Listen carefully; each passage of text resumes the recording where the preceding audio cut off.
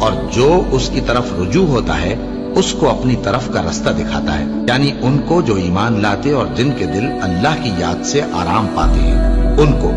اور سن رکھو کہ اللہ کی یاد سے ہی دل آرام پاتے ہیں۔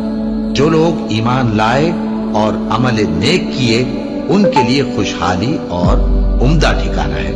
اور اگر شیطان کی طرف سے تمہارے دل میں کسی طرح کا وسوسہ پیدا ہو تو اللہ سے پناہ مانگو، بے شک وہ سننے والا ہے، سب کچھ جاننے والا ہے۔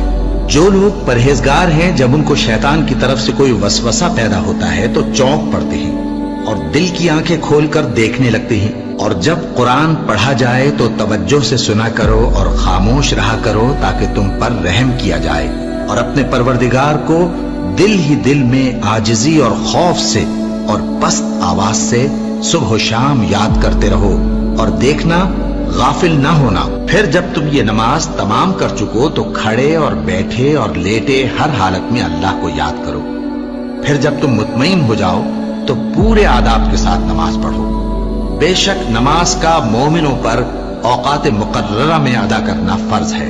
مسلمانوں، نجات نہ تو تمہاری آرزوؤں پر ہے اور نہ اہل کتاب کی آرزوؤں پر۔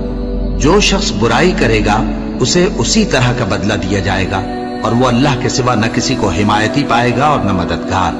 اور جو کوئی رحمان کی یاد سے آنکھیں بند کر لے یعنی تغافل کرے، ہم اس پر ایک شیطان مقرر کر دیتے ہیں تو وہ اس کا ساتھی ہو جاتا ہے، اور یہ شیطان ان کو رستے سے روکتے رہتے ہیں اور وہ سمجھتے ہیں کہ وہ سیدھے رستے پر ہیں، یہاں تک کہ جب وہ ہمارے پاس آئے گا تو اس شیطان سے کہے گا کہ کاش مجھ میں اور تجھ میں مشرق و مغرب کا فاصلہ ہوتا، تو برا ساتھی ہے۔ اے اہل ایمان، اللہ کا بہت بہت ذکر کیا کرو اور صبح و شام اس کی پاکی بیان کرتے رہو۔ وہی تو ہے جو تم پر رحمت بھیجتا ہے اور اس کے فرشتے بھی، تاکہ تم کو اندھیروں سے نکال کر روشنی کی طرف لے جائے۔ اور اللہ مومنوں پر مہربان ہے۔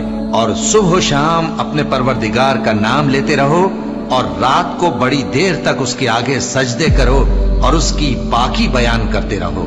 اے نبی، یہ کتاب جو تمہاری طرف وحی کی گئی ہے اس کو پڑھا کرو اور نماز کے پابند رہو۔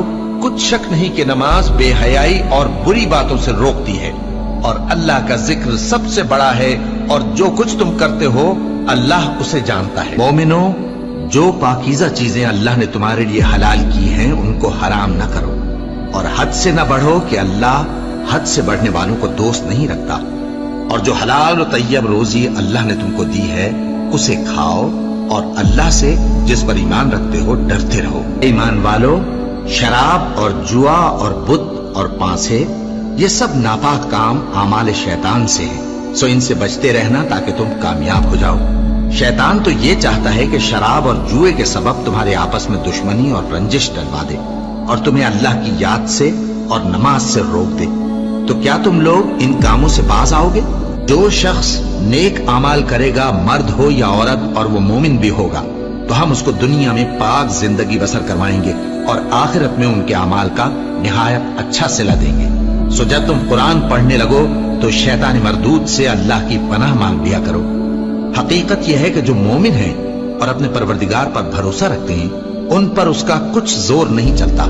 اس کا زور انہی لوگوں پر چلتا ہے جو اس کو رفیق بناتے ہیں اور اس کے وسوسے کے سبب اللہ کے ساتھ شریک مقرر کرتے ہیں۔ سو تم مجھے یاد کیا کرو، میں تمہیں یاد کیا کروں گا، اور میرا احسان مانتے رہنا اور میری ناشکری نہ کرنا۔